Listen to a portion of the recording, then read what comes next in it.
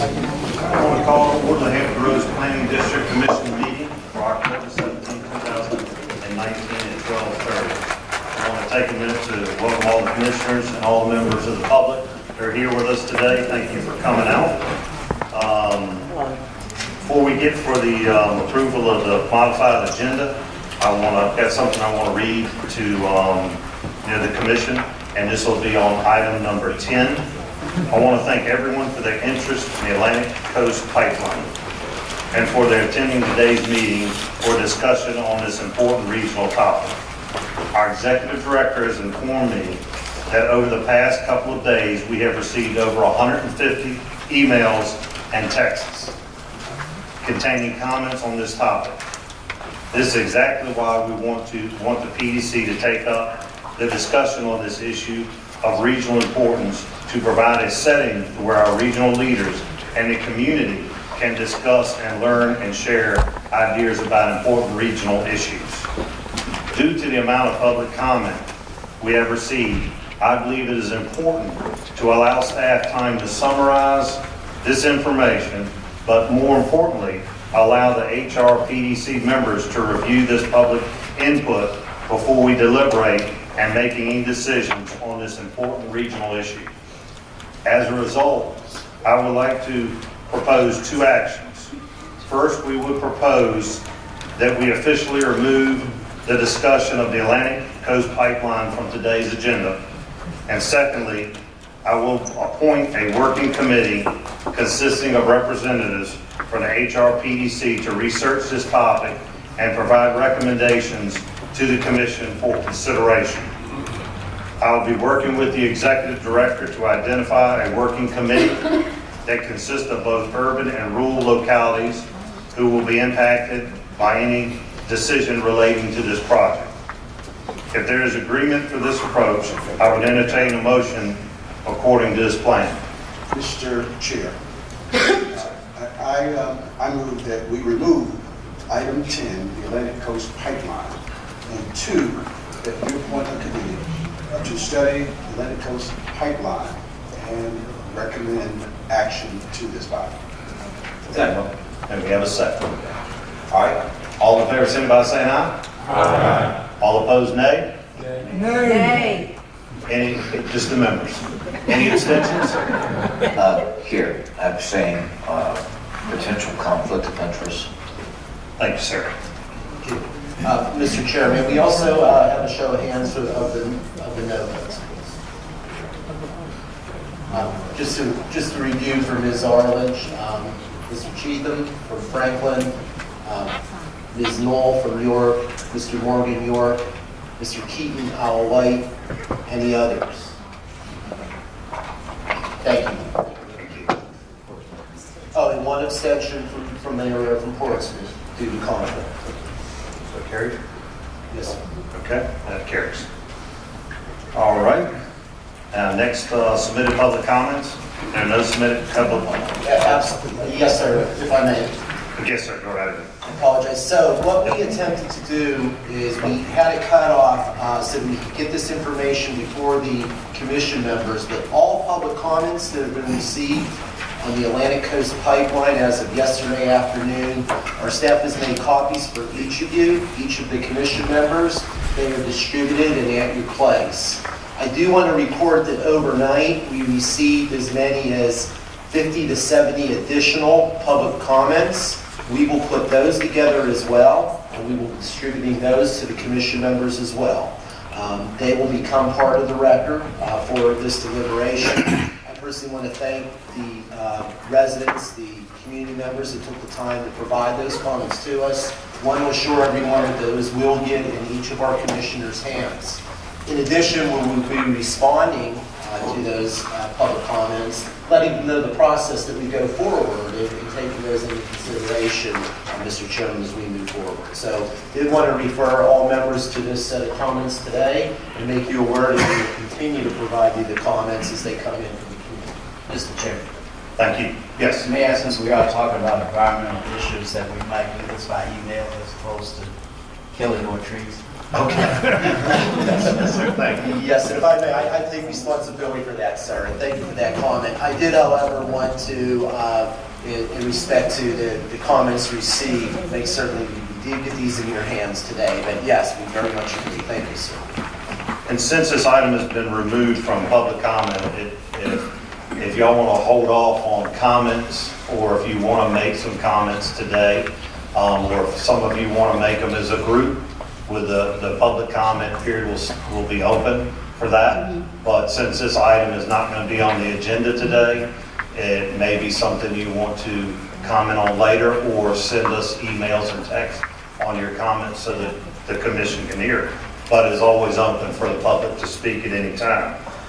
Before we get into public comment, I'd like to adjust the amendment. We have 3 action items that we can move through fairly quickly in order to get those, so we keep a quorum in case public comment goes on longer and somebody has to leave. We want to make sure we keep our quorum together while we go through these action items. So let me start with number 6, which would be our first action item, which would, excuse me. Yes, can I have a motion for approval on the agenda? Thank you. Thank you. Second. All in favor, signify by saying aye. Aye. All opposed, nay. Any abstentions? All right. So, first would be number 6, would be election of officers. Mayor Tuck. Yes. Mr. Chair, at the July meeting, the HRPC nominating committee was tasked with bringing a slate of officers to the commission for consideration to serve for the next year. The nominating committee hereby submits the following individuals for consideration. For chair, Michael Hipple, James City County. Vice chair, Andrea McClellan, City of Norfolk. Treasurer, Randy Keaton, Isle of Wight County. Secretary, Robert Crum, HRPC Executive Director. I'd like to move that we accept the nomination. All right, Well, any discussion? You go first. Well, no, I didn't know if it was in order because someone else might want to. I was going to open it up if there were any others that want to add to this. Anyone want a position that we're already filling? I see everybody jumping up quick. Okay, well, I'll close that. And Motion that we accept this recommendation. Second. Second. All right, all in favor, signify by saying aye. Aye. All opposed, nay. Any abstentions? All right, that carries it. Thank you very much, and I won't give a speech or anything else, because we need a lot we need to cover today, so we'll save that for a day we have less things to cover. Next is consent calendar. Everybody has a consent calendar on it. Is there any items that any member wishes to pull from the consent calendar, or may I have a motion? That's item number 7. Motion for approval of the consent calendar. So moved. Second.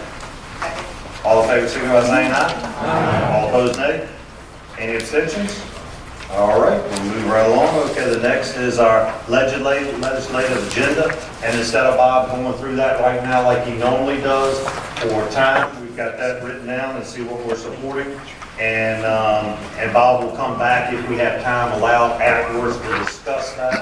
But if there is any questions or any discussion right now on that? Okay, may I have a motion? So moved. May I have a second? Second. All in favor, signify by saying aye. Aye. All opposed, nay. Any abstentions? Okay, that carries. Now we'll go back into public comment. So, we have public comment cards that will call your name out if you would like to speak. I think we have 20-some cards. If you would like to speak, that's fine. Or if you want to hold your comments till later, then or send us a text or email, we'll accept any of them. So we'll go through the cards, and it's up to you when your name's called. If you want to hold off till later, that'll be fine too. So it's your decision. Our first speaker is Terry Danaher from Portsmouth. Point of order. Yes, sir. For the HR TPO, it's 5 minutes. Is it 5 minutes here or 3 minutes? 3. Thank you. I only need one. Okay.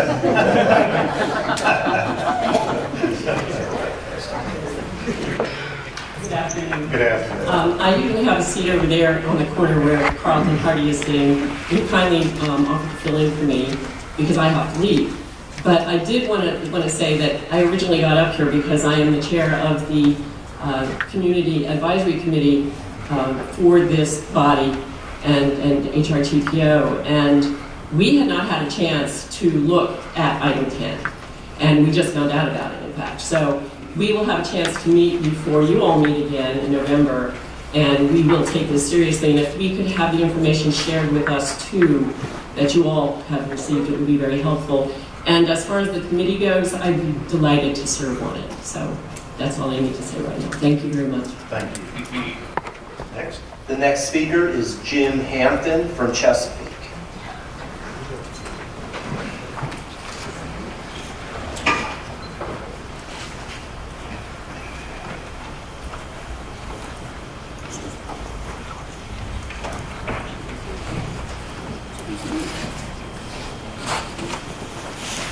Mr. Hampton will be followed by Stephen Padgett from Norfolk. So I'll mention he will be on that. Welcome. Thank you so much. My name is Jim Hampton.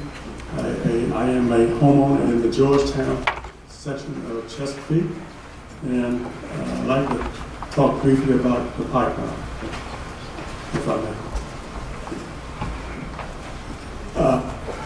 First of all, it was back in 2017 that I received a letter from Virginia Natural Gas on the street block that I stay on, which is Rock Creek Drive in the Georgetown Point section of Chesapeake. There's 4 sections of course, the Georgetown community.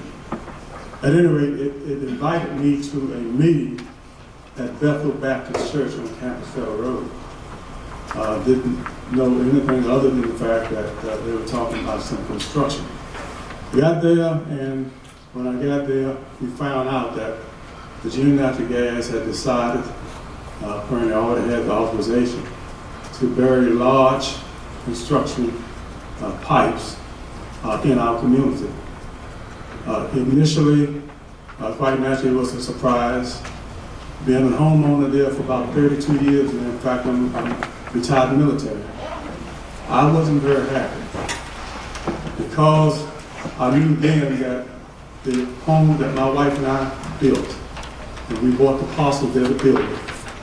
Now they're talking about putting pipes in that's going to impact on not only my home, but also all the community of Georgetown. Georgetown we have a lot of retired professional people there. We have a lot of people retired from the education system as well as the military. And I was wondering why we weren't given some kind of heads up as to these pipes. Now, what Les Florida did, he was project lead. He had copies of the pipes. I'm going to pass this around because you can see just how large they are. Not anything you would want to put in the community. Those pipes were produced to be able to send gas flowing very quickly. They initially said these were distribution lines, and we found out later that they were transmission lines. And as a result of that, we were even more concerned about the safety of our citizens within those 3 parts of the community. As we went on, we organized, and we organized under the name of Georgetown Neighbors Against the Pipeline. Sunrise Hill joined us, community right down below the Campbell Road area, and then Holly Glen. But my point here is I wish that you all would take a look at these pipes. They're very close to homes. When we spoke to the Deputy Attorney General about it, he was surprised to see that those pipes are just feet away from home, from the back yards. So I would conclude that it looks like my time is up, but I wish I had more time. I have a lot of pictures I can show you, the pipes and how close they are to the home. And I'm going to pass these out. And I'm going to get out of here. Thank you. And what we'll do is if you look to the table, as you're speaking, you'll see a 1 minute, so you can kind of note or wrap things up so that we can get everybody who wants to speak in today as possible. Thank you. Next will be Stephen Padgett from Norfolk, to be followed by Creasy from Norfolk. Welcome.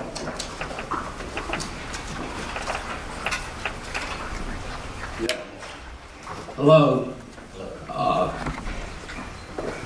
Previous speakers made a good point. The Dominion Energy likes to do their deeds in secret because they know that it's not going to be that good for the people. Now, of course, they want to make money, and the stockholders, if this thing goes through, they may make some money. But that's not really the point. The point is that it's a bad idea, and everybody knows it. There's just so much misinformation, disinformation. The economic benefits would occur, here I read from the Chamber letter, the economic benefits would occur concurrently with environmental progress, as is well known, natural gas produces half the carbon emissions of coal. What they don't tell you is that the flaring of methane from the fracking industry is driving up. Since the fracking boom began, the methane in the atmosphere has been moving up rapidly due to fracking. It's been proven by satellite studies. So it's bad. And then what they don't tell you is the fracking industry that Bloomberg is advising its investors not to invest in fracking. There's been, since 2015, there's been 170 shale operations that have gone bankrupt. This year alone, first half of this year, 9 shale companies have gone bankrupt. The future is not in fossil fuels. So you build out these pipelines, which they don't mention in the letter. Sure, the CO2 emissions of Virginia is going to be a drop in the bucket in global warming, but it's going to damage the water supplies in rural Virginia. I mean, they're violating. I mean, the DEQ, to their credit, is holding them to the standards of the EPA, but that's not necessarily going to solve the problem. In fact, nobody knows what's going to happen. All that, they build these things out. It could be a disaster for wildlife and water supplies. And then what? And then business is going to shut down anyway. Because another thing they don't tell you is there's, due to the increasing global alarm of climate change, there is a tremendous amount of research going on all over the world. In the United States, at the top institutions, Stanford and MIT, they're developing energy storage technologies at a furious rate. And those technologies will allow Virginia, in the near future, to take full advantage of solar energy and wind farms. Thank you, sir. Thanks. Thank you. Next will be Ann Creasy, welcome, followed by Kagwanda Baker. Hi, everyone. Thanks for taking the time to hear comment from the public on this issue. I initially put in the front end of my comment that I hope that you all take time to hear from more experts. So I'm really glad that there is a plan to create a working group around this issue. There's a couple of claims made in the letter from the Chamber of Commerce that is before y'all that I would like to dig into specifically. It might be good for the working group to aim to address some of these discrepancies in information. So the Hampton Roads Chamber of Commerce letter that is attached to the HRPDC agenda makes claims that the gas from the ACP is needed by the region for economic growth, but offers no analysis to document that need. There is some information that brings the need for an additional transmission pipeline into question. Dominion claimed that extreme cold snaps necessitate more gas infrastructure contradicts the reality as with capacity contracts for Hampton Roads. Chris Stockton, a spokesman for Williams Partners, which operates the Transco pipeline in the western part of the state that the Atlantic Coast Pipeline would connect to, said that the Transco pipelines performed remarkably during the cold weather. There was a date in January 5th of 2018 where temperatures were especially low, And during that time period, he goes on to say, we were able to meet all of our firm capacity contracts. The system delivered a record amount of gas. It produced 10% of the natural gas consumed in the country on that day, in January 5th. So that definitely points to the fact that maybe our gas infrastructure in the state is enough to supply our gas needs. Another interesting aspect that brings the need into question is that the Attorney General's office reported in a discovery response that Virginia Natural Gas stated that no curtailments had occurred on annual system peak days in the past 10 years. So I think we really need to get to the bottom of the question for the need of this gas before making any consequential decisions. Another claim that was kind of egregious, to be honest, in the letter, it says that there would be 17,000 jobs produced from the Atlantic Coast Pipeline. And in Dominion's own Chimera report, Dominion contracted Chimera to do an analysis. Even Dominion's report claims that there would be 2,873 jobs during construction across 3 states, North Carolina, Virginia, and West Virginia. And the long-term jobs would be 271. So I don't know where 17,000 came from, but thank you. Those are just some of the concerning points that I hope the working group can address. Thank you. Next will be Gwanda Baker from Norfolk. Will be followed by Kim Sutterth from Norfolk.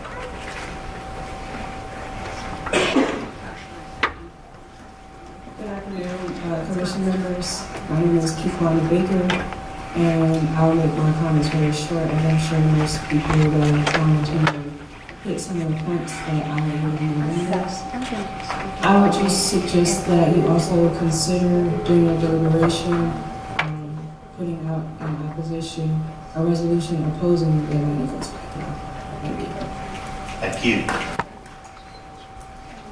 Next will be Kim Sutterth from Norfolk, Virginia, followed by Jim O'Brien from Newport News Shipfield.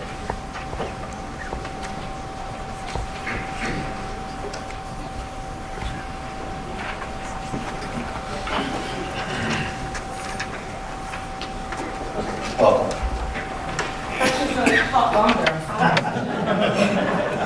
Good afternoon. I'm not a pipeline expert. I just happen to be a mom that fell in love with the house in Berkeley. Berkeley is a neighborhood in Norfolk, and I just love it. I know my neighbors now, which has never happened before, and we get together very frequently. And I've lived there a year, and I feel like I've lived there my whole life. I've never felt more at home. And actually, my husband and I, we had 8 children between us. We've been busy. But we don't have grandchildren yet, and I really want grandchildren, and I can see them coming over. Like, who all has grandchildren? We get their sleepovers, and we get to love on them and give them back. Like, I can't wait. But I also know that I live 3 blocks away from the Southside Connector, and I literally live in an incineration zone. So if I do have a sleepover with these grandchildren, I have to worry about if they're going to take me out and them too. That keeps me up at night. I can tell you that the Southside Connector, which is a spur of the Atlantic Coast Pipeline, is 24 inches wide, high pressure, and buried 3 feet deep. And they bury dead people deeper than 3 feet. Okay. Oh, you have his number. Okay. We and a lot of people over there, we've been fighting these pipelines for several years now. Some of you have probably seen me at your council meetings before. But we're still fighting, and we're hoping that you'll do the right thing. We're in a position to do so.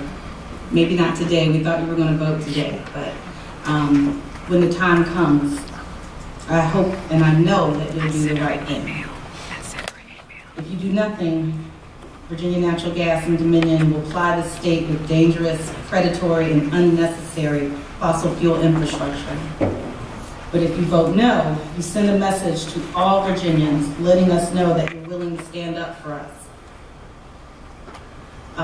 Just a quick shout out. All the folks that are here against the pipelines, if you could raise your hand or stand up. These are the folks that came out midday, midweek to come to this meeting and let you know. And they're all and they represent everyone else that feels the same way, and they're counting on you like me. Thank you. Thank you. Next will be Jim O'Brien for Newport News Shipbuilding, to be followed by Overton Nichols from Chesapeake. Welcome. Thank you. I'm Jim O'Brien from Newport News Shipbuilding. I think the comments that have been made today are good. I think it's a good idea that committees could be formed to look for solutions to the issue that we have here today. I represent the largest private industry employer in the state of Virginia. Just let that sink in for a minute. Newport News Shipbuilding currently are over 24,000 employees, and we in the past 6 years have converted from number 6 fuel to Virginia to natural gas. So with this conversion, we are currently saving 30% of our emissions, have been reduced by 30%. So we've made a significant impact to the environment by converting to natural gas. We did that about 6 years ago. This year, we're in the process of converting our steam plant that produces steam to test our aircraft carriers over to natural gas, and that will be in production later this year. And with that conversion, now we can test our aircraft carriers that we're overhauling and deliver them back to the Navy. Without this natural gas, we will not be able to test our aircraft carriers and get them back to the Navy. We've done a full conversion from fuel over to natural gas in order to provide a testing platform for the aircraft carriers. So from a company that employs a significant amount of people in this region, we are relying on the natural gas. And our concern is that the natural gas supply will not be available in the future. So whatever needs to be done in order to ensure that we can get natural gas to supply large customers like us is very important to us. So we welcome and we'll gladly participate and help in any way that we can come up with solutions to satisfy everyone that has a need for this natural gas. So thank you. Thank you. Next will be Overton Nichols from Chesapeake, followed by Jonathan Genzier from the Southern Environmental Law Center.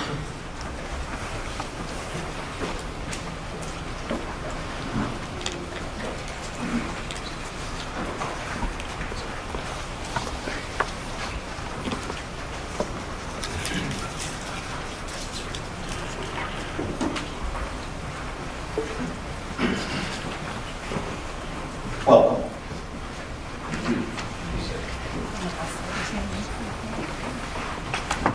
Good afternoon. My name is Overton Nichols, indicate the last name. And I live in Sunrise Hill. I am the president of the supermarket. I live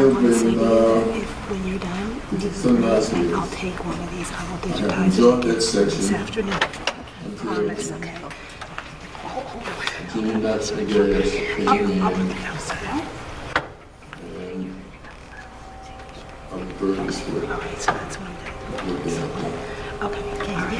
The pipelines were placed underground with no regard for the community. They moved into a section that I know they were supposed to be, but they're there. They hurt my feelings along with everyone in the neighborhood. So let me tell you some of the things that has happened. They came in with their heavy equipment, pounding on the area. The pounding was so hard that it caused some people's countertops to come from the wall. Now let me tell you this. This is not a ghetto. These houses are well built. They've been there for a while because I've been there for 51 years. 51 years.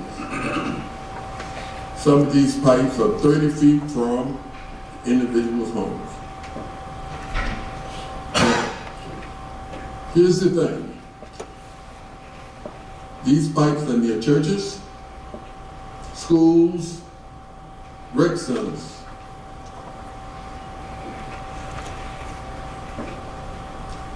Rec centers, play parks, where our children play. They weren't able to park or play in their play area this time because pipelines were there with their heavy equipment. The pipeline was so bad banging that on the weekend, some of these people had to go to hotels to live. And that's a shame. Sometime during the week, you had your floodlights. Your floodlights were shining in someone's bedroom window where they couldn't swim. Now, the worst part to me is that I want everyone to remember is this. In Sunrise Hills, you got one way in and one way out. Which means that if anything should occur, you know what that means. There's a possibility that you can't get out. It happened to me 3 times. Matter of fact, it happened to me Sunday. Thank you, sir. Thank you, sir. Thank you, I appreciate it. Next will be Jonathan Genzer from the Southern Environmental Law Center. I'm Jonathan Genzer with the Southern Environmental Law Center. I'll forgo my comment. I simply want to thank the Commission for its action today to delay a vote, and we look forward to continuing to communicate with you all about this important issue. Thank you. Thank you. Thank you. Our next speaker will be Mary Earhart from Norfolk, Virginia, to be followed by Karen Camplin from Richmond. While she's coming, we're some nice people.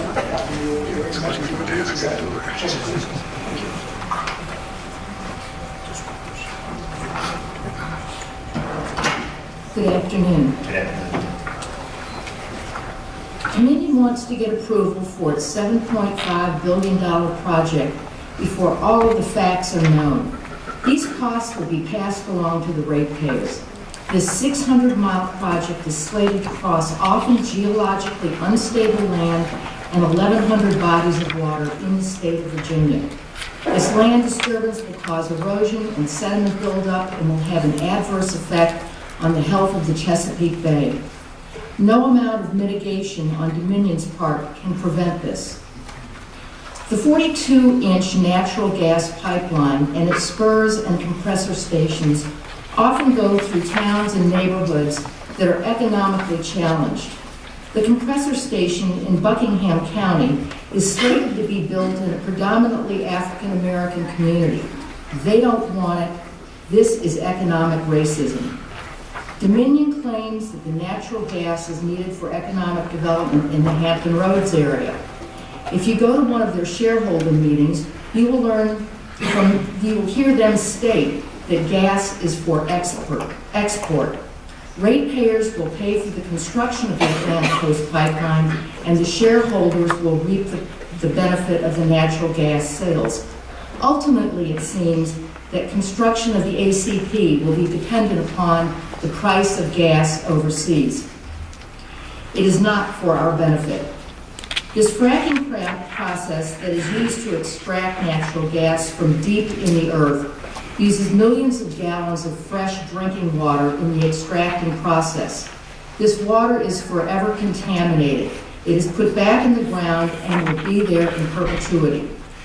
Now, what about the future? Climate change, sea level rise, and its effects on Hampton Roads. The natural gas that comes from fracking is methane. Methane is worse than carbon dioxide as a greenhouse gas because it warms the planet on steroids for a decade or two before decaying to carbon dioxide. Methane is roughly 30 times more potent than carbon dioxide in trapping gas. You don't see them talk about that much. Hampton Roads should not want to be a part of this horrible rape of our land, air, and water by Dominion. Please wait to decide until all of the facts are known. Look into the fight being fought by other communities all along the ACP's route. Don't just rely on Dominion's lies. Thank you. Thank you. Next will be Karen Camplin from Richmond, followed by, and I apologize if I get names mispronounced, Tess, Amonzo, Amoroso. Thank you very much from Virginia Beach. My apologies. Welcome. Thank you. Good afternoon, everyone. My name is Karen Camplin. I'm here representing the Virginia State Conference NAACP today, headquartered in Richmond, Virginia. And I currently serve as the Environmental and Climate Justice Committee Chair. The purpose of our Environmental and Climate Justice Program is to, one, eliminate all contributors to greenhouse gas emissions, two, to support and encourage energy efficiency, and three, and this is the best part, to encourage community resilience and livability. These natural gas pipeline projects are the antithesis of our number three, which is our most vital part of our program, which is community vitality and resiliency. Later on, I'll be submitting several reports and documents that goes into some of the detailed information about the health impacts associated with these types of facilities, particularly to African American communities of color and low-income communities. One of the one, which is a really interesting report, Fumes Across the Fence Line, which was written by National NAACP in collaboration with the Clean Air Task Force, details that the siting of these locations are not coincidence. Typically, these utility companies identify areas in which they feel that the communities will not have political support. But as you can see, there is a lot of community groundswell behind everyone from the Mountain Valley Pipeline, the Atlantic Coast Pipeline, the Union Hill Compressor Station, and most importantly, what we're talking about today, the Southside Connector. We feel that instead of focusing on these infrastructure that have a lifespan of anywhere to 20 to 40 years, what we really should be focusing on is how do we transition to the clean energy. That is where we're going. There are reports after reports that indicate we do not need new infrastructure. There are reports that indicate the current capacity is sufficient.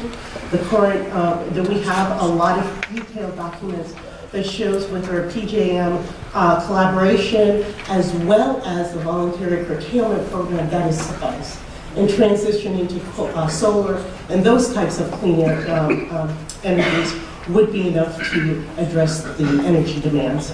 So I thank you very much for tabling the decision, and I really do hope that the committee not only looks at existing infrastructure, but look at all the different ways in which we can support and promote livability, and to kind of clean up a lot of these fence-like communities that are overburdened, as Mr. Nichols Overland had indicated. His community has a pipeline, electric substation. They went through wetlands, and these pipelines and substations, and also 2 abandoned coal ash ponds in one neighborhood. And these facilities are located by parks, churches, and schools. We need to stop that type of thinking and focusing on how we can fix and rebuild our communities and promote healthy communities. Thank you for your time. Thank you. Next will be Tess Amoroso from Virginia Beach, followed by Gwendolyn Matarita from Chesapeake.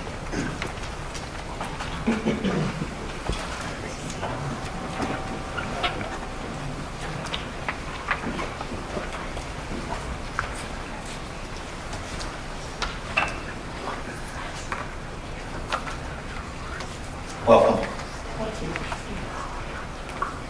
And thank you for this opportunity to speak to the commission. I'd also like to say thank you so much for the very wise decision to table the decision today. I feel it would be further study, and if at all possible, and citizens are invited to be part of that committee, I think that would be a very good and wise decision. So thank you.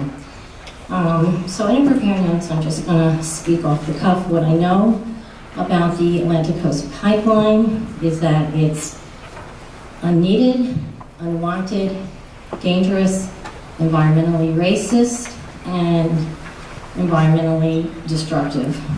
It is just a fact that the gas is not needed. As I said, I apologize, I didn't prepare notes, but that is something that is a fact and can easily be researched. There is sufficient capacity now with existing infrastructure. that would not create all the perils that this pipeline would create. It's obviously unwanted. I'd like to say that the communities of which some of the residents have been here speaking are beautiful communities.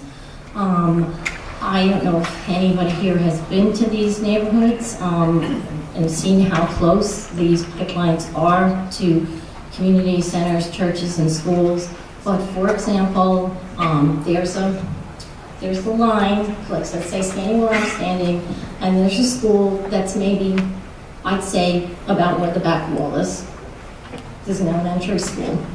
So my question to the committee is, would you want your child going to a school where the pipeline was here and your child was going to school in that building?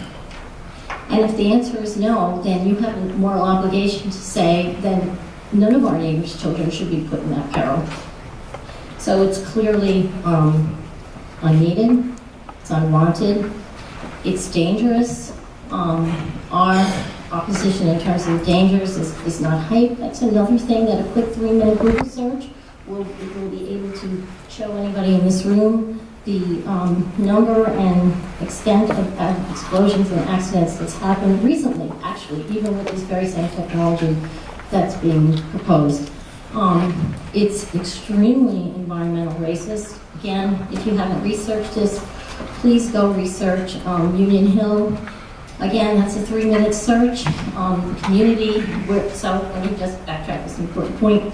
Originally, the length of this pipeline would have been built with 7 compression stations along the route. And because in other areas there was great opposition in the areas where the compression stations were going to be built, the decision was made instead of that number, there would be one giant mega station to be built in the state of Virginia, which is in this historic and important African-American community called Union Hill. That's, again, a 3-minute search. The environmental destruction has already been demonstrated in terms of going through karst topography and so forth. Excuse me, ma'am, your time's up. Thank you very much. We need to keep it to 3 minutes, I right? just want you all to know that you're in my prayers on a nightly basis. I still feel like we can do the right thing, and we will do the right thing, so thank you. Thank you very for your much. attention. Next speaker will be Gwendolyn Matarita from Chesapeake, followed by Jim Kibler from Virginia Natural Gas. Welcome. Thank you so much. My name is Gwendolyn Matarita. I'm a resident of Georgetown. And when I was a teenager, I used to ride through Georgetown community, hoping one day I could purchase one of those homes. It was a neighborhood that exemplified lots of care and homes, of their homes and their property. About 10 years ago, I finally bought one of those homes. And as an added bonus, it came with an in-ground pool. Yay! 3 years ago, our electrician came by to do some work on the lights in the pool and noticed all the high voltage power lines located over the pool. And with his thingamajig, I don't know what you call it, that he uses to test the electrical outlets, he pointed it up in the air and received a strong electromagnetic signal. Now, the combination of pipelines being installed under those high voltage lines compromises the integrity of the pipelines. And then, let's add the children playing in the pool, just a few feet away from those 24-inch transmission gas pipelines that were installed by Virginia Natural Gas. Really? Do the math.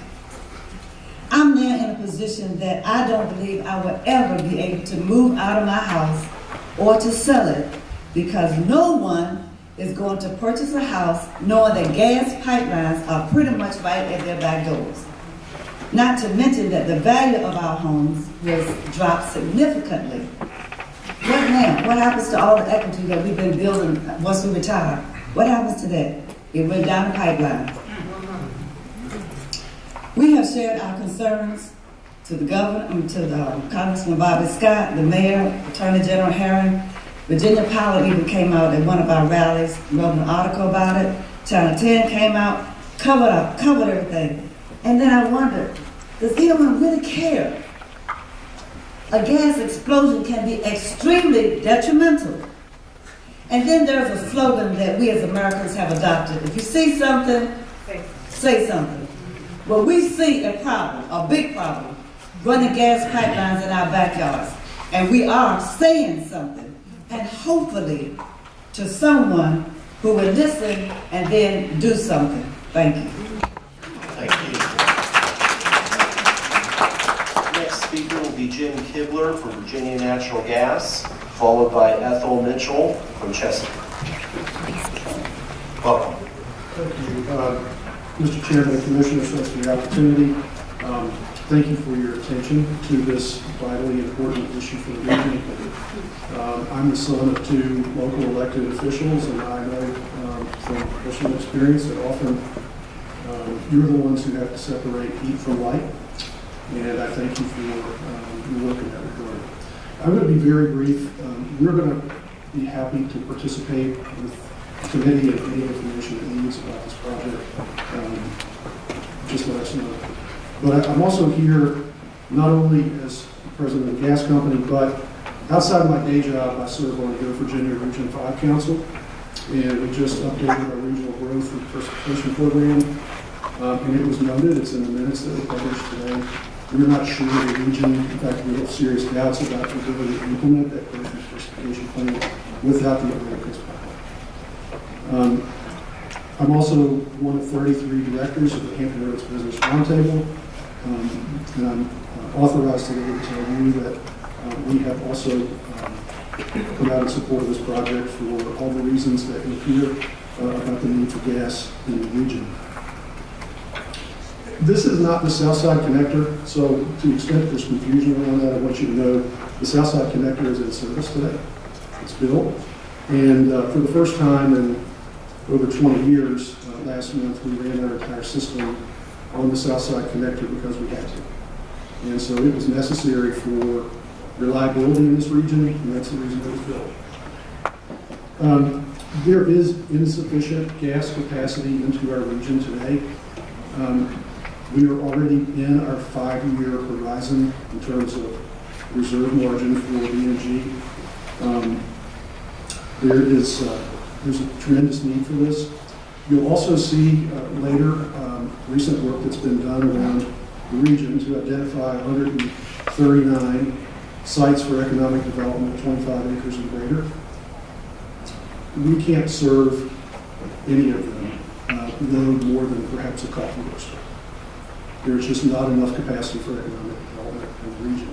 And I thought BNG was alone in that regard, and Columbia Gas of Virginia has recently stated that it's in the same position we are. We have curtailed customers 32 days over the last 2 years. A lot of the largest employers in the region. That's a sign that the system is struggling to keep up and needs extra capacity. Thank you very much. Thank you. Next speaker will be Ethel Mitchell from Chesapeake, followed by Elma White from Chesapeake.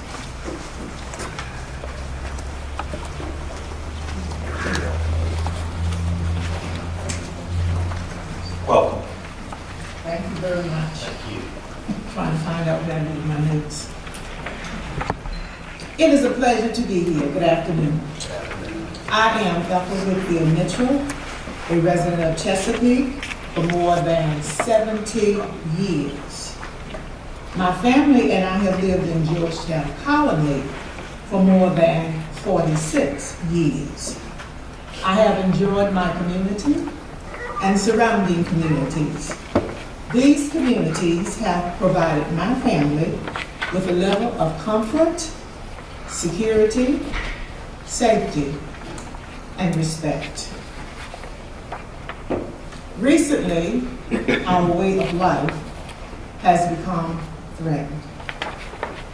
Many of our communities can no longer enjoy this level of safety and certainly respect because of the Atlantic Coast Pipeline. Imagine this. One morning you wake up to the sound of huge machinery putting 24-inch natural gas pipes into the ground just a few feet from your backyard, from your swimming pool. Now, these are not just any pipes. These are transmission natural gas pipelines used to move large volumes of gas at a high pressure around the country, not around neighborhoods. Well, in your case, that's a horrible nightmare. But it's just a nightmare. In our case, it's a horrible reality. I have described that horrible reality in which we are living. It is a grave safety issue and a high level of disrespect. Such disrespect that I never experienced or thought I would experience from my community leaders, from my city leaders. In some neighborhoods in Chesapeake, there is the Southside Connector pipeline, which, if connected to the Atlantic Coast pipeline, after all, it is called a connector. It connects, it has to connect, would be used in assisting natural gas around the community. May I simply jump to the very end, sir? Very quickly, yes. Yes. Now, does all of the fighting we have done for 2 years to protect our neighborhoods and ourselves come down to this moment? Are you, Commission, the answer? You can be. We have experienced racial discrimination and environmental discrimination. We need you. Please vote no to racial discrimination and environmental discrimination, and of course, to what could come down to an annihilation of selected communities. A no vote would be a yes vote to the sanctity of life in Hampton Roads to include a level of safety and continued economic growth in the region in which you represent. Thank you, ma'am. Thank you and be blessed. Thank you. Our next speaker is Elma White from Chesapeake, followed by Peggy Sonner from the Chesapeake Bay Foundation.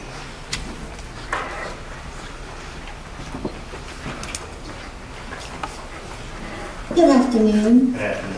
Again, my name is Elma White, and I am a resident of Georgetown of Chesapeake.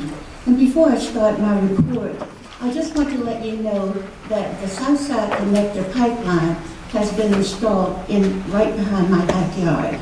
And I have a disabled daughter, and there's no way I can get her out of there if there is an explosion. The citizens of Georgetown, Sunrise Hills, and Holly Glen have joined together to do an environmental study by Stokes Environmental. This paper was supposed to have been passed out to you today. Unfortunately, you don't have them in front of you. But please, before you leave here, please get a copy of Stokes' environmental study, which explains the risk of the Southside connections. This study was done to evaluate the risk of the SCDP natural gas pipeline, which has been installed in the Georgetown, Sunrise Hills, and Holly Glen areas of Chesapeake. We want to keep them from ever using this pipeline. Risk was defined as the probability of personal injuries to residents or damage to their homes resulting from a rupture in the proposed 24-inch natural gas pipeline. It was predicted that if a 6-inch rupture occurred in the pipeline, an explosion would take place after 1 minute of gas leakage, and it will be releasing 6,970 pounds of natural gas from the pipeline before detonation. It was determined too that homes within 540 feet will be destroyed if there's a rupture and an explosion. Homes within 744 feet will have homes damaged, destroyed, or serious injuries will occur. Homes within 1,500 feet will have shattered windows, destroyed homes, and injuries. That means about 366 homes will be affected by a single explosion. The proposed pipeline has been installed right next to the bedroom windows of many of our homes and only 40 feet from Thurgood Marshall Elementary School, which is located right here on Border Road. Several schools are in the blast zones, and they include, again, Thurgood Marshall, Indian River High School, Indian River Middle School, and Georgetown Elementary. The children would be playing right over this pipeline. Disabled people will not be able to get out of their homes. The study evaluated that the risk of a pipeline rupture is ignited instead of detonating. Thank you, In ma'am. that case, I'm sorry? Thank you, ma'am. Your time's up. My time is up. Yes, ma'am. Well, thank you very much for listening to me, and I do hope that you decide not to approve the use of this pipeline. It's already there, but we would like to see that pipeline be removed because it involves so many risks and dangers to the residents who live there. Thank you. Thank you. And ma'am, if you would hand your statement to our staff, we'll be certainly entered into the record. I already gave it to them. Okay, thank you. Next will be Peggy Sonner from the Chesapeake Bay Foundation, followed by Kathy Vick from the Port of Virginia.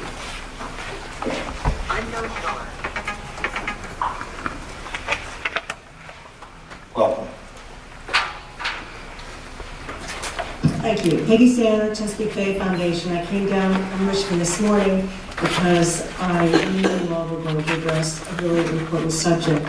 First time I was here speaking before this very respected body was about 2011, 2012, when you all and your colleagues were considering the Phase 1 watershed implementation plan shortly after the Bay TMDL came out. That was a big moment for Hampton Roads, and I will say it inaugurated for me personally a long set of opportunities continuing to the present of working with your staff in partnership for our common goal of restored Chesapeake Bay. Thank you for that staff work. Thank you for your collegiality and your commitment. Honestly, it is our commitment to the Bay that brings me here today and that has caused me to be concerned about this pipeline, caused the Bay Foundation to be engaged in work related to, and frankly in opposition to, the pipeline.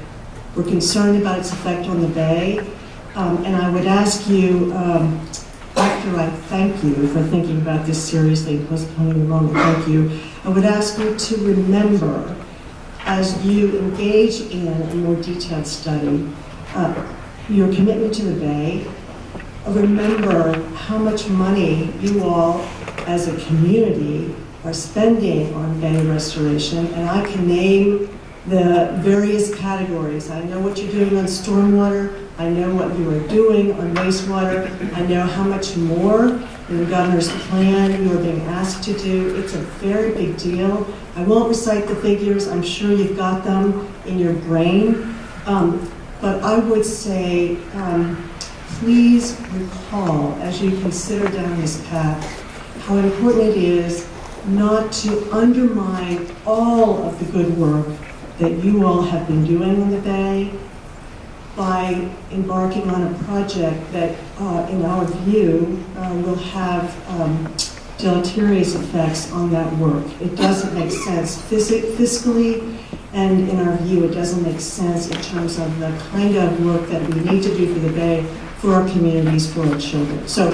keep that in mind, and if you have any questions about what the specific interactions are between the Bay Restoration Plan, the steps going forward, and the pipeline, we would certainly be happy to provide our perspectives. Again, many thanks for your very serious consideration of these questions and for your ongoing commitment to the Bay.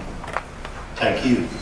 Our next speaker will be Kathy Vick from the Port of Virginia, followed by Steve Hansen.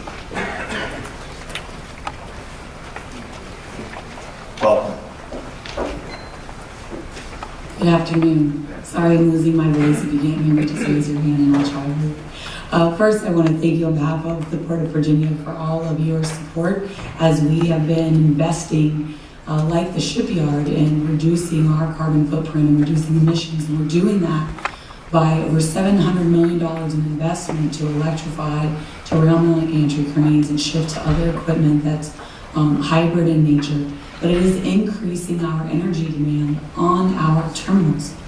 And likewise, our customers, like the shipyard, have been moving to this cleaner, more reliable energy source of natural gas.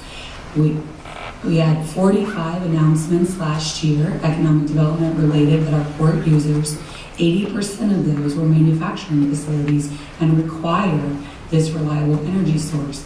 Mr. Killer referenced earlier the site preparation planning that we've been doing in collaboration with you all. Very forward-looking, very visionary, as we look to attract more business and opportunity to this region. We have to be able to provide product in sites that are available and have the infrastructure and the energy resources that they need in order to create jobs and opportunity for our citizens. And we look forward to continuing to do our part in that. But we need you all to partner with us, as we've been doing over these last several years, and provide that energy source for them from the Atlantic Coast Pipeline. Quite frankly, there just is no plan B. And if we don't not just look at demand for today, but demand in the future, and be visionary about that, then we're going to find ourselves at a major competitive disadvantage with other states to bring that business opportunity here. The last point is, as the IMO, the International Maritime Organization, is restricting the use of diesel for our shipping lines that call here to the Port of Virginia, these ultra-large container vessels, we're going to see more of a demand for liquefied natural gas. The order book for these shipping lines now has 45 new vessels that will be built that will use LNG. If we cannot provide an opportunity for them to fuel here, we will lose opportunities to have first in and last out calls, because they will have to call on other ports in order to get liquefied natural gas before they head back to Europe and Asia and other areas. So again, another demand for that resource that's going to continue to grow over the next several years. Thank you again for your partnership and continued collaboration, and for the opportunity to speak with you this morning, or this afternoon. I've been here all morning at the TPO. Thank you. Thank you. Next speaker will be Steve Hansen, followed by Alice Alston from Chesapeake. Welcome. Hey. I'm representing the Virginia Poor People's Campaign and National Call for Moral Revival, and wanted to tell you on record that the Poor People's Campaign is adamantly against the ACP, primarily because of its environmental impacts on the least of our citizens, the poor and the disadvantaged. Our national chairman, co-chair, Reverend William Barber, along with Vice President Al Gore, has been in Union Hill several times to decry the environmental impact that compressor station has had on that community.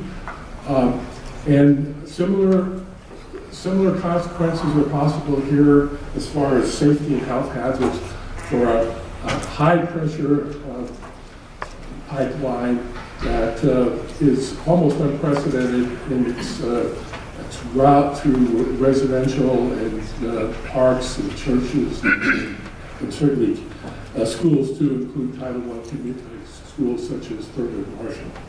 So I can't give you an answer on whether the demand, we need more demand, we need more energy.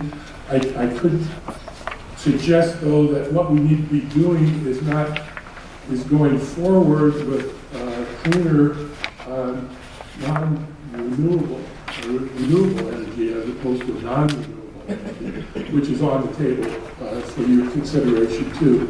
But to continue down this path is only going to cause more environmental problems, and those problems usually end up being burdened by the lower income poor people who are the reference points in other areas.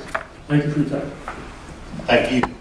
We have 4 speakers remaining. Our next speaker will be Alice Alston from Chesapeake, followed by Mark Godoy-Petrovsky from Portsmouth.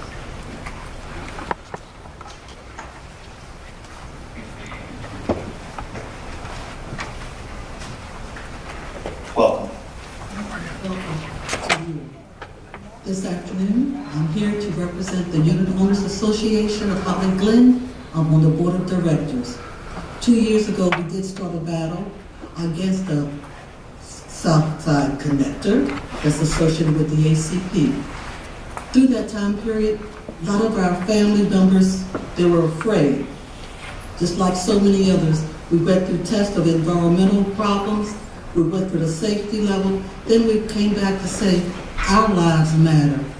All lives matter, not just a big company who has the finances to do more. We want someone to listen. We weren't given this advantage when our turn came for the pipes to come through. No one let us know to the last minute what was going on. So what we're saying now, maybe you all can sit back and think, because people have been affected. Right now, it's between 8 and 10 feet from my back door. They have put it in, cut wires, messed up our irrigation system, but they are fixing it now. So we haven't signed off on anything. Our problem is we want people to think about other communities. It's too late for mine because the pipes are in 23 inches. But we want to know, can you look at it? What is the plans? Let the public know what is happening. Where is it going? It was a change in plans, or should have been Bainbridge that it came through Georgetown. We're saying, why weren't we given the advantage? Why weren't we told what was happening? So again, environmental racism, or was it just racism, period? Or is it just for people that we think are less than, that doesn't matter? I again will say, big businesses have the finances. Everyday people, we don't, but our lives matter. And we want you to think about that. And if you can sleep well at night, I bless you. But I thank God for the opportunity to say, we didn't want it, but it's there. But we don't have gas, so God is still working. And so I thank you for this afternoon. Okay? Thank you. Next speaker is Mark Godoy-Petrovsky from Portsmouth, followed by John Luker from Norfolk. Welcome. Thank you. Thank you, sir. Good afternoon, Mr. Chair, honorable commissioners, and fellow interested parties.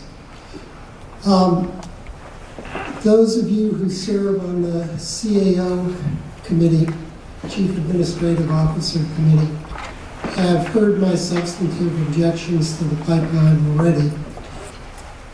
And many of the speakers who preceded me stated them and others more eloquently than I. What I want to speak to is process. In September, I was present at the CAO meeting when the 2 presidents, one from Dominion, one from Columbia Gas, had a half hour or so of time to make their case for the pipeline. Now, what disturbs me about that is there was no balance. There were no speakers from other groups, as there are today, talking about the downside of the pipeline. And I know that when people sing the siren song of economic development to the chief administrative officers and the elected officials of the region, it is a very sweet song and it's very seductive because economic development is of concern to all of us, all the citizens of this region and all the citizens anywhere. But economic development does not come without costs. And there are environmental costs that have to be considered in this era of climate change. So the fact that there was no pro and con in that discussion is disturbing, and the other disturbing aspect of it is that at the subsequent CAO meeting, there was a resolution introduced to support an earlier letter written by the Chamber and the Military Alliance to our congressional delegation seeking support for the pipeline. Again, no balance. So I would urge you to take a good look as you step back now at what the arguments are, pro and con, in a balanced way. Thank you very much. Thank you. Our next speaker will be John Luker from Norfolk, followed by Mr. Dixon from Chesapeake. Welcome. Thank you. My name is John Luker. I'm chair of the Chesapeake Bay Sierra Club Group. Once upon a time, people believed the world was flat, and then scientists discovered, no, it's not flat. Well, now scientists are saying climate change is a big deal, and we need to reduce carbon. There's some people that don't believe that. I guess there's some people who believe we faked the moon landing, but it doesn't make it not any true that we went to the moon. But if you don't care about climate change or what scientists say, I know you all care about money. There's a pipeline called the Transco pipeline with slight modification can provide all the gas that we need if we need gas. Dominion, they make money on how much money they spend on capital projects. The pipeline, power plants, they get a guaranteed rate of return. They do not have an incentive to use the Transco pipeline. Our rates are going to go up. As you've seen with coal plants, utilities are retiring coal plants and they become stranded assets. They're projected to have a long lifetime. Their lifetime is being ended before their useful life because it's too expensive to operate. The same thing is going to happen with these, even if you discount the Transco pipeline. Clean energy, solar energy, and wind energy, the price is going down like a ski slope over the past 10 or 15 years. It's countries all over the world are going to clean energy. So there's a lot of reasons not to approve the pipeline. Environment is a big one. Money is another one. We've got a pipeline here. Promote all clean energy. I mean, I've lived here for 32 years. The flooding has just got worse and worse. Insurance rates are going up. If you can't afford to live here, to insure your home, if your business or home is underwater, we all know roads get underwater. It's ignorant to keep on going down the same road when we need to change course. Thank you. Thank you. Our final speaker today is Mr. Dixon from Chesapeake.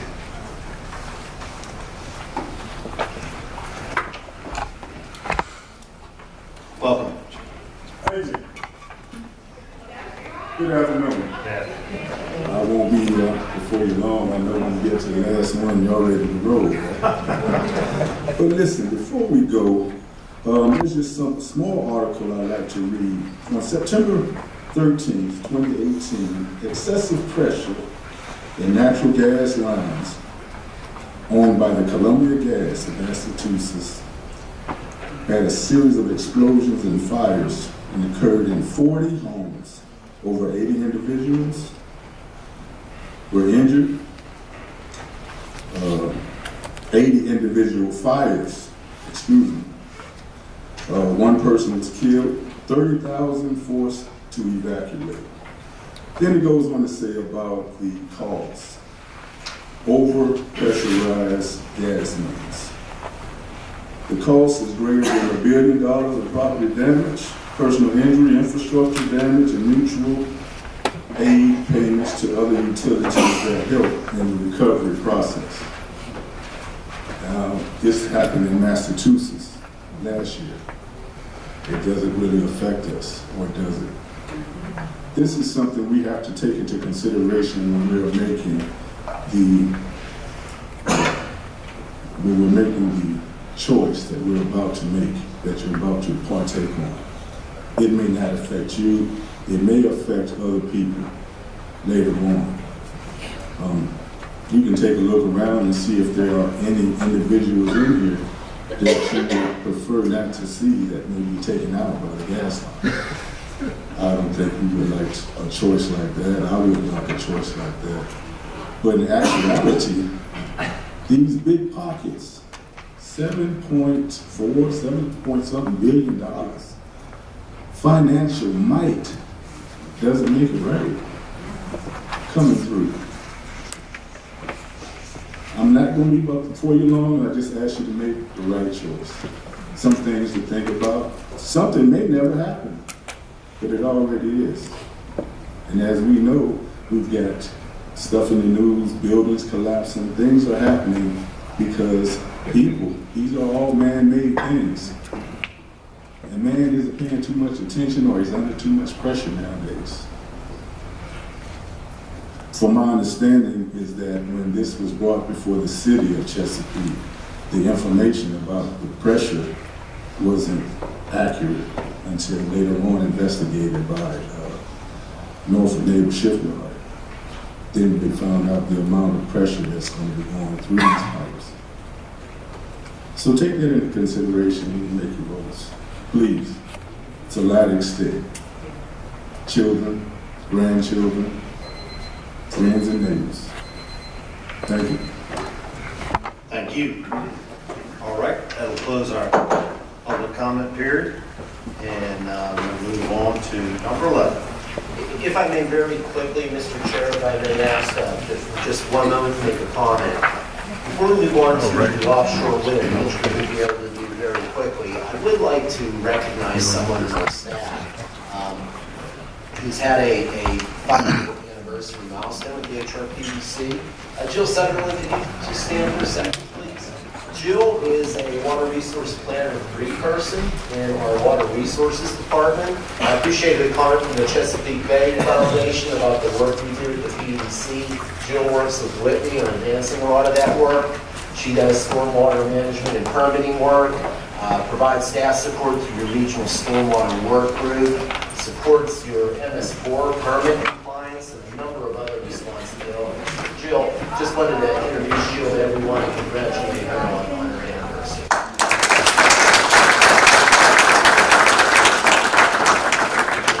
Mr. Hipple, I know it's been a long meeting, but I think that the discussion on offshore wind is very important and at a really important time. Matt Smith, I believe, can give a summary presentation on it, but there's just some things that are evolving and ask the Commission's patience. I think you'll appreciate what he has to do. Let's do it. Thanks, Bob. Virginia's offshore wind opportunity is one that we've really become more excited about the more we've worked on it. So today I wanted to catch you all up briefly on some of the things that have been happening around offshore wind this busy summer and fall, and also provide some context to frame the opportunities that we have to really become a hub for offshore wind in Virginia. So I'll take a step back real quick and look at this map, which shows all the wind lease areas off the East Coast. And the takeaway from this graphic is that 7 of these lease areas will be, or plan to be operational by 2023. So this is an opportunity that's coming quickly for our region. This is also just kind of a massive emerging industry. And this is one of my favorite statistics to kind of convey the size of the industry. The East Coast offshore wind pipeline exceeds all installed global wind energy capacity. So that means if you take a snapshot of all the wind energy capacity today, we're going to double that within 10 years. So just to get a sense of the scale of what's happening off the coast. And with a global industry of that size comes significant economic opportunity. A study by the University of Delaware of the offshore wind supply chain estimated that the opportunity for U.S. suppliers is $70 billion. And there have been a number of estimates about the amount of jobs that come along with that. They're large in the tens of thousands. The main thing is we don't know where they'll go at this point. And so one of the things that we'd like to bring to you for discussion today are things that we as a region and state can do to attract those jobs. We also know about the very important environmental benefits about transitioning to renewable energy. We could reduce greenhouse gas emissions, other types of pollutants, and also increase our energy diversity and security. And our region has become a leader in resilience planning. So I think as we look to other types of energy, it's a necessary and appropriate complement to do that in response to our resilience work. This body has been very proactive in supporting offshore wind. We passed a resolution last November supporting offshore wind development in Virginia, and also partnered with the Northern Virginia Regional Council to support the creation of an office for offshore wind. That wasn't funded in the last General Assembly session, but we anticipate it will be up for consideration again this winter. So really the interesting thing started to happen this summer. The Coastal Virginia Offshore Wind Project had a groundbreaking that occurred in July. That will result in 2 test turbines off our coast. And really the significance of this project is highlighted by the comments that Governor Northam, Mayor Dyer, the CEO of Dominion made at the groundbreaking. It's a really exciting project. ODU will be able to use a lot of information to feed into the commercial project that will be built off the coast as well. So that's a project that's under construction and is actually planned to be spinning off our coast next year, summer of next year. These next 2 photos are just kind of interesting, cool photos. This is a photo of what's called a nacelle. It houses the generating components of the turbine. This is a version of what will be on the Sea Valve project. And you can see the folks standing under there, how big it is. This is a 6 megawatt machine, and the ones that are going to be on the commercial wind farm will be twice this capacity. And this is one of the blades, an actual blade that will be on the Sea Valve project. So this fall, there was a conference in Norfolk called Sea to Land, and it focused on the business aspects of offshore wind. And there were 2 major announcements that were surrounding that conference. The first was that Governor Northam set a goal for 100% renewable energy generation by 2050. And then Dominion, I think, literally answered in a press release, challenge accepted. And they announced 2 days later at that conference that they would be building the largest offshore wind project in the U.S. In Virginia. And that, you see a timeline there on the right. Their first component of that project was applying to the grid to connect that project, and then they project that the first block will be developed in 3 blocks, and the first block will be operational in 2024. So again, kind of right around the corner in terms of getting ready our port facilities, our grid, and other components of things we need to do to support that industry. And ongoing development has been a significant amount of interest from wind companies looking to operate in Hampton Roads. That is progressing and really resulting in even more specific interest in the use of some of our port facilities and the prospect of having components potentially manufactured in Hampton Roads. So not surprisingly, lots of other ports on the coast want this opportunity as well. And just to put that in context, the state of New York is getting ready to potentially spend up to $200 million to upgrade their port facilities. So that kind of gives you a picture of what we're up against if we want a piece of this economic opportunity. So we think we make a very compelling case for why Hampton Roads is a great place to support this industry. I'll just point out a couple of these assets or aspects that we have. One is just our port infrastructure is acknowledged to be unmatched on the East Coast. We also have America's largest shipbuilding industry, the types of workers that would be working on these turbines, and something that is not really kind of thought of immediately, but we have no bridges over the routes to our key facilities. And that's really important when you want to ship these turbines upright to the project areas. So there are 4 things I want to highlight that we can do to continue to seize this opportunity. One is to continue supporting the use of particular port facilities for the offshore wind industry. The Port of Virginia has become more involved and supportive of this industry and identified certain facilities that could be used for offshore wind because of all the investments they've made in Norfolk International Terminal and Virginia International Gateway. Also, this map shows that Virginia is the only state on the East Coast that is vying to become part of this supply chain without a renewable energy requirement. We think this is something that the General Assembly should address in one way or another in the upcoming session. To signal to the industry that we are serious about developing our wind areas. But we also know that it's important to collaborate on this opportunity. No one port, no one metropolitan region can support the industry on its own. So certain clusters that have been identified as state clusters where we need to figure out what we need to do well, partner with our neighbors, North Carolina and Maryland, to compete where we can, where it makes sense.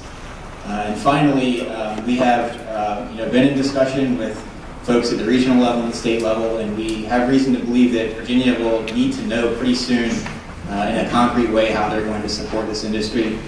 So really just want to leave you all with the thought that our local EDOs, regional EDOs, should be thinking about how they can work with the state to support the offshore wind industry and attract a portion of that supply chain to Hampton Roads. Final thing I'll leave you with, you have this information sheet at your place.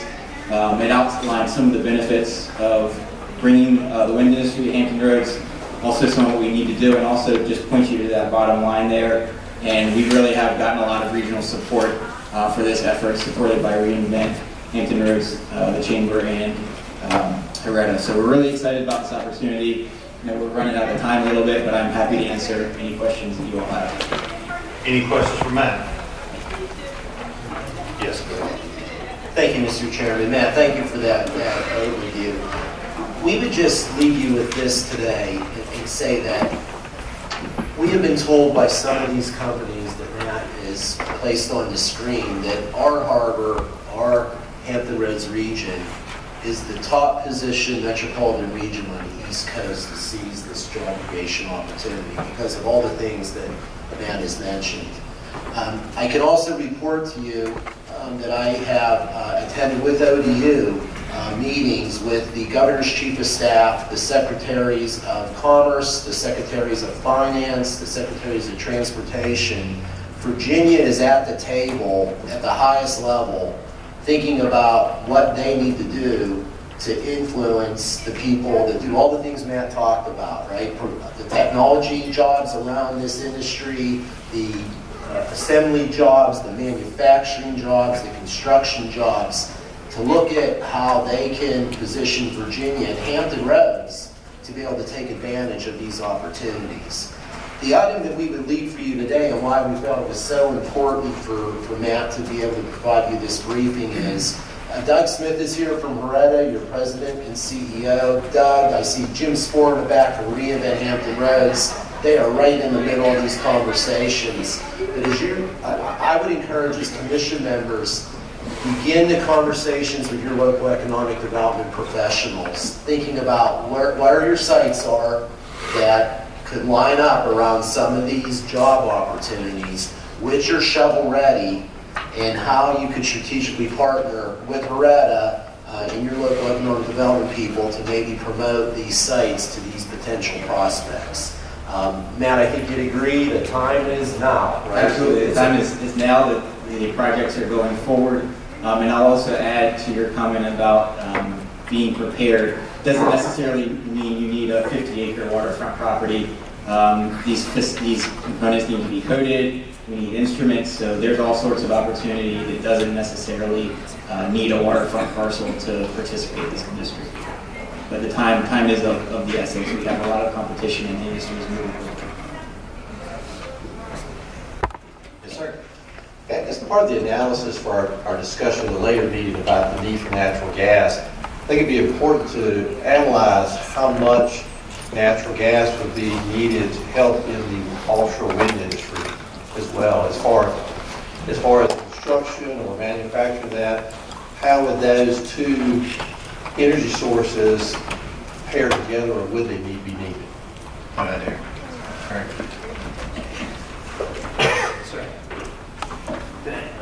Thank you. Sorry.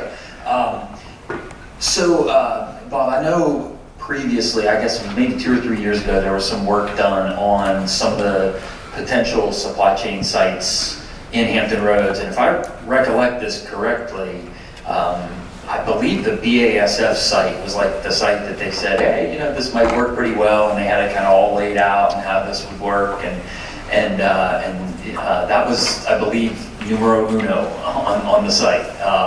And then there were others, right? So my question is, has the port identified a possibility, one of these possible terminals to actually house this? And has there been some layout analysis done on how it would look on that site and so on? So I don't want to speak on behalf of the port. We do have Kathy and Vic in the back of the room. But Kathy, you can, I'll take a shot at this and you can come back in behind me. I can just report that none of that information has been released. I know the port is a collaborative partner working with the various secretaries in the governor's office as they look at opportunities. None of that information is developed that far yet that I'm aware, Dr. Filer, but Kathy, I know that the port is a collaborative partner at the table. Thank you for the opportunity to respond. We have done facility assessments of both Newport News and Portsmouth Marine Terminal. We have no disclosure agreements with some industry folks right now, and obviously subject to those I cannot discuss any further. But we have evaluated the load requirements and additional infrastructure needs that would be required, possible utility relocations, and some capacity demand curves that would be needed for different types of manufacturing facilities for different components. So we have done quite a lot of due diligence. You'll probably see an infrastructure request in the General Assembly this year to make some of those improvements so that we can be ready to support this industry coming to the region. Okay, that answers my question. Thank you. Yes, sir, Mr. Mayor. Mr. Chairman, I just want to maybe a point of clarification. We've heard a lot today, and one of the things that concerns me is that without increase in natural gas, that capacity, we cannot grow and diversify our economy. And that troubles me that if we just allow that to go unchecked and challenged. I think that the military and the port and the shipyard make very important and significant points, and even those who are advocating to develop these mega sites, that they require an increase in natural gas. But let's not lose sight that expanding broadband, that fiber that's coming into Virginia Beach corporate landing, has the potential also to grow and to diversify our economy in a significant way. And I think industries will navigate around the use of that high fiber, ultra speed cable that's coming from Spain, Brazil, and soon Cape Town into corporate landing with the fiber ring, if we ever can really get behind that. So diversifying and growing our economy will also depend on how fast we can connect to that technology. I think as it relates to jobs around assembly and manufacturing and construction, offshore, ACP maybe, but also broadband. Good points. Thank you, sir. Any others? Okay, well, we'll move right. Oh, I'm sorry. I just wanted to note that in our regional legislative package, we have specifically asked for resources of the state to support also offshore wind to the extent that each of our municipalities can amplify that message to support this exciting opportunity. I think it's very important. Good point. All right, you have your 3-month tentative schedule. You have your advisory committee summary, attachment 13. You've got for your information, attachment 14, old and new business. I would like to thank all the citizens that have come out today and spoke. And it was always good to hear from the citizens and let them have their voices heard for this group, so thank you for coming out. Mr. Chairman, Hey, Todd, it yes. sounds like you're about to end the meeting. Yes. And I really want to bring up something on new business. Go right ahead, sir. All right. It's back in 2011 in the State of the Region report. Old Dominion included a section called the Economic Plight of African American Men at Hampton Roads. And in that, it talked about labor force participation, incarceration, income, just a number of different statistics.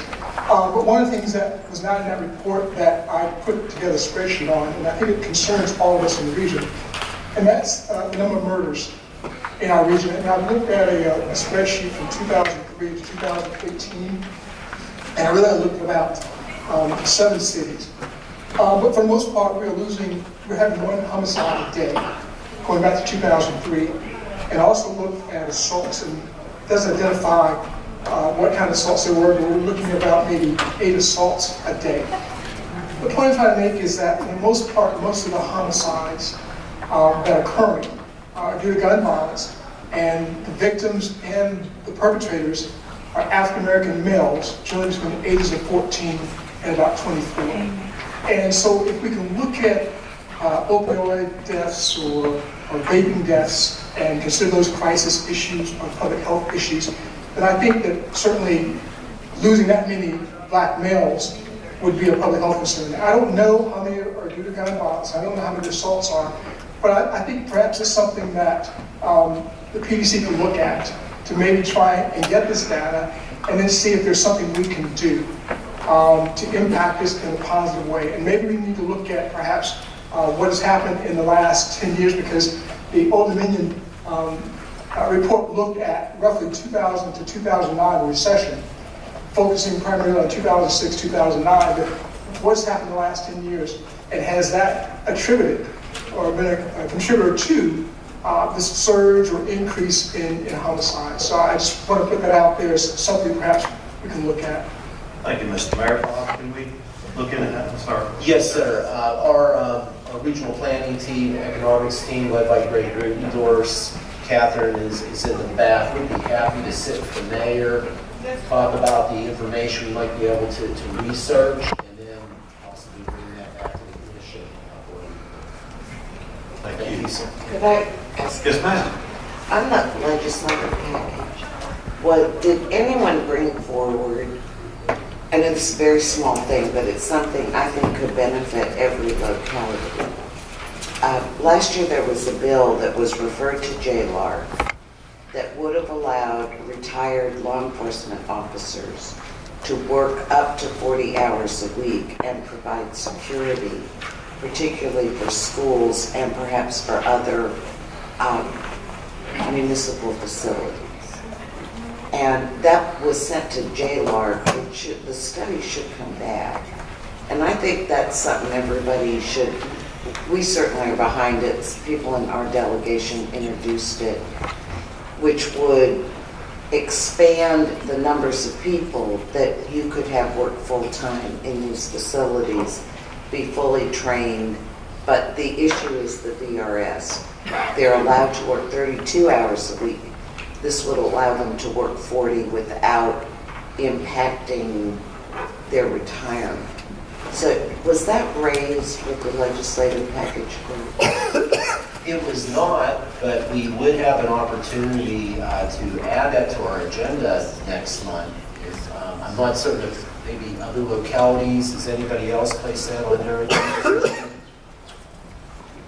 I don't know. You know, with over 3,000 bills that go through the General Assembly, some of the, especially if they're referred from a subcommittee, or in this case it was House Appropriations referred it, they don't seem to rise to the level of notification. But maybe you could put that on the agenda for something to discuss, and there may be localities that would be interested.